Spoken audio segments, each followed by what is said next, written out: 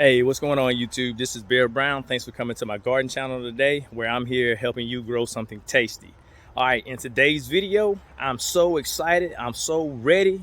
Let me see. I got my shears ready because I'm about to go get something. I'm about to go get my watermelon, and I had some subscribers that said they wanted to see me harvest this big monster, and that's what we're about to go ahead and do. We're gonna see how much it weighs. We're gonna see if it's ripe, because I did wait a couple of days because it was getting a lot of rain, and I wanted to get the watermelon to be as sweet as possible. And when you do that, if you want to do that, you want to make sure that you cut back on the watering. So let's go ahead and start walking over there to this big monster of a melon. Hopefully everything checks out, and I'm gonna get you to do me a favor. We're gonna have crowd participation. So when I show you this watermelon again, I want you to go to the comments before I weigh this big monster. And I want you to look at it right now and see how much you think it weighs, and then go ahead and type it in the comments, and let's see if you're gonna actually get close to the number, or if you're gonna get spot on. All right, so here's this big monster. And when you harvest your melon, now I did a video before on one of my watermelons last year. What I do is, you see where the stem is. Let me move this out the way. Oh, you see where the stem is right here? If you look down, right across from that stem is a tendril. See, you see how dry that tendril is? And that's normally a strong indicator. If that was green, we would not be harvesting this big monster today. And I also look at the bottom of the melon. So normally it's like a little white up under there. Once that turns yellowish, I look at that, the yellowing, and I look at the tendril. But that tendril is my main indicator.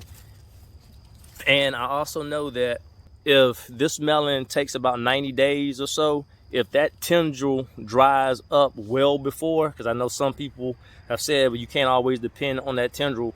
But if I know this is a 90-day, anywhere from 90 to 100-day watermelon, and if it that tendril dries like way too soon, like after 40 days, 30 days, then I know I'm not gonna go by that.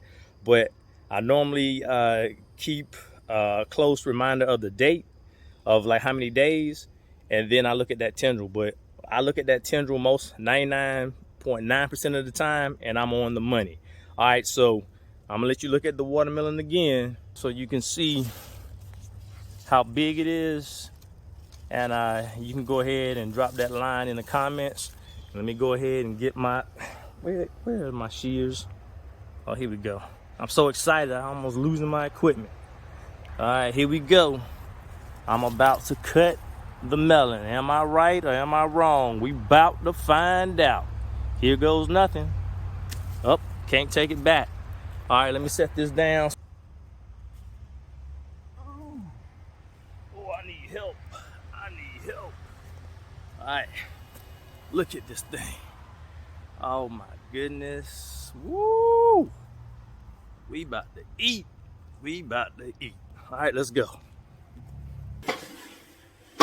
All right, ladies and gentlemen, boys and girls, we're about to weigh this watermelon. Let me see.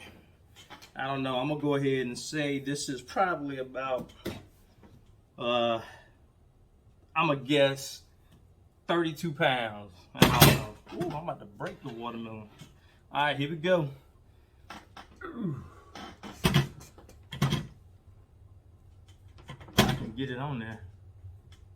All right, I see what it is. I'm gonna try one more time. All right, let's let it zero out. All right, here we go. All right, I'm gonna let you see. All right, here it is. It is 30 pounds, 0.2.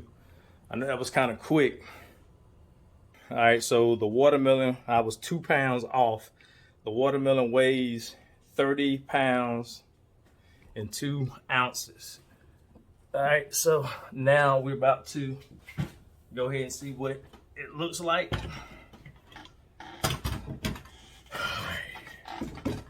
All right, here we go. Here goes nothing.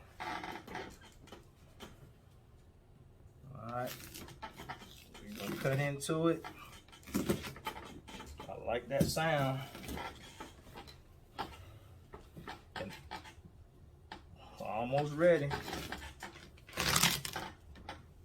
Oh my goodness, that joker smells amazing. Oh, can you see that? Mm-hmm. Yeah. All right, smells good. Now we about to see if it tastes good. All right, we about to see.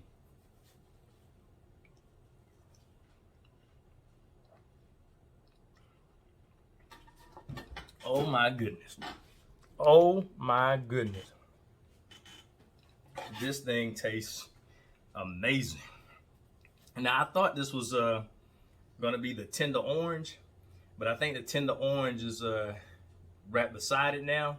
Or just a little bit lighter. So I do have one that's it's called a yellow, oh no, a golden yellow or something like that. So the meat is yellow on the inside. I think that one is done too.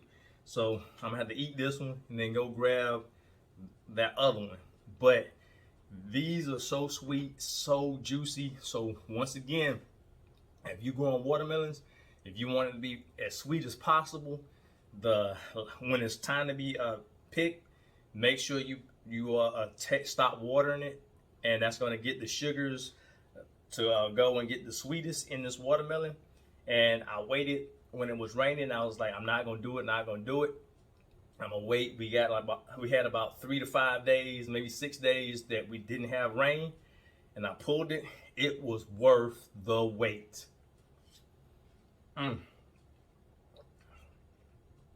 I need now is some salt. Yep, I put salt on my watermelons. It's amazing. So I'm gonna wrap this up because I'm about to go ahead and dig into this some more. If I can do this, you can do it. I'm not an expert. I don't have a degree in growing food.